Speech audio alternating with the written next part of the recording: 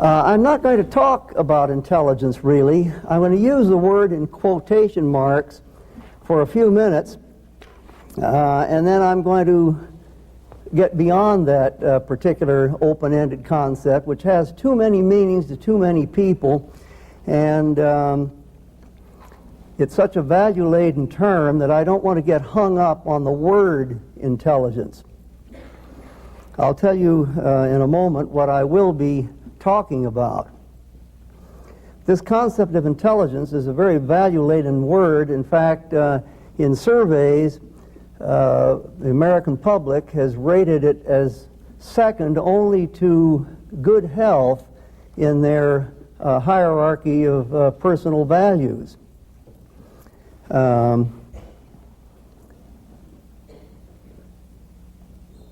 Most people have some general ideas to what they mean by intelligence.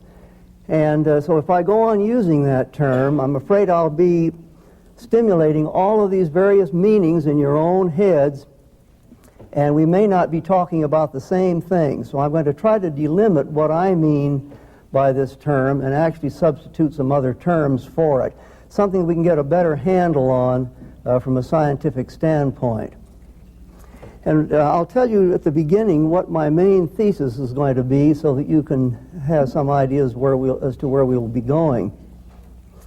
I'm going to argue that if what our intelligence tests or IQ tests measure is correlated with a host of other things that have nothing to do with IQ testing or with the statistical mathematical techniques that go into psychometric analysis of tests, such as factor analysis, that if we can show a number of correlations between our tests and other factors outside the realm of psychometrics, that we are dealing with a fact of nature, hence the topic of my talk, intelligence is a fact of nature, rather than merely an artifact of psychometric tests and the particular things that tests were explicitly devised to measure, such as scholastic performance, job performance, and so on. All of these things that are well-known correlates of intelligence, in quotes. Let me begin now by showing a figure here that will help to delimit what we're talking about.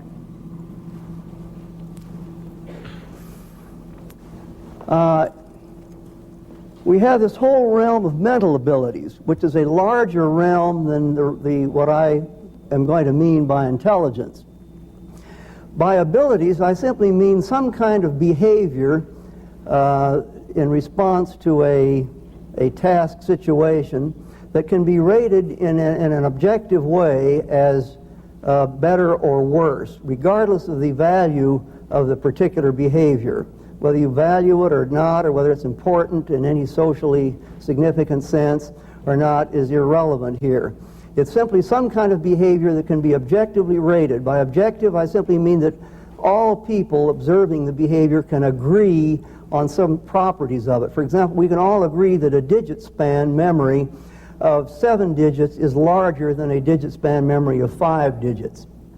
Everyone would agree to that.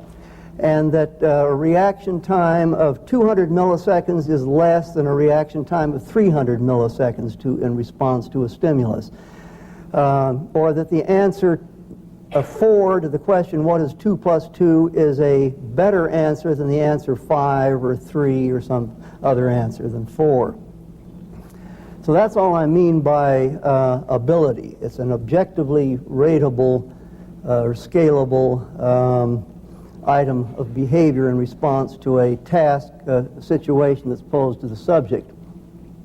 By mental, all I mean is that the performance is not mainly dependent on, or variation in performance, individual differences in performance, is not mainly dependent on differences in sensory acuity or motoric capacity, motoric strength and agility, per se.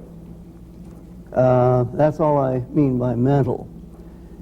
Now you'll notice that intelligence, there's intelligence A and intelligence B up here. Mental abilities, incidentally, is a broken circle. It's very open-ended because we don't know what all constitutes mental ability. Someone else can come along with something besides harness racing predictions as another example of mental abilities. That's an open category, and all kinds of things will qualify as mental abilities. And so we can't talk about mental abilities as a unitary concept in any scientific way. We have to delimit the area a little further than this. So we go down to what I'm going to classify as intelligence B.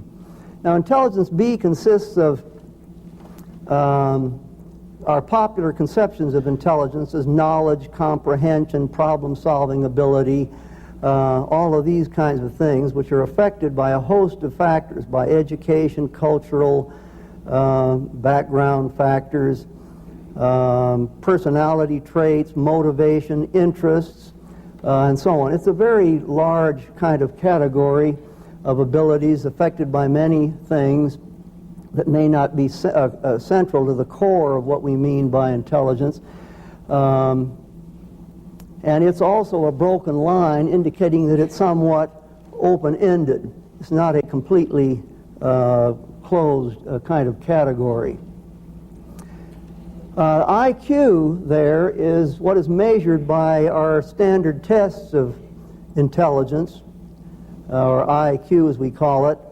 IQ has become a bad word and a topic for belittlement as a popular pastime almost in some circles. And the IQ tests attempt to measure this intelligence B. They attempt to measure what I'm going to call intelligence A also, but they do so in terms that can be understood in terms of intelligence B, the common sense notions of intelligence as knowledge and comprehension and problem-solving ability, reasoning and all of that sort of thing. IQ is affected by many other things that are of a non-intellectual nature: personality factors, anxiety, momentary physiological state, and education, cultural background, all sorts of things such as that. And therefore it's closer to intelligence B. It's a larger area of phenomena than what I'm going to refer to as intelligence A. Now, intelligence A is some central core that's responsible for a large part of the variation in IQ and in intelligence B, and perhaps in some of the things that we call mental abilities in general. But this central core is best thought of at this point as a hypothetical construct, in the same sense that the gene was a hypothetical construct for many years between the time Mendel discovered the laws of heredity and the time Watson and Crick discovered the molecular structure of the DNA, the molecules that make up genes. And until that time, the gene itself was just a hypothetical construct. Gluons,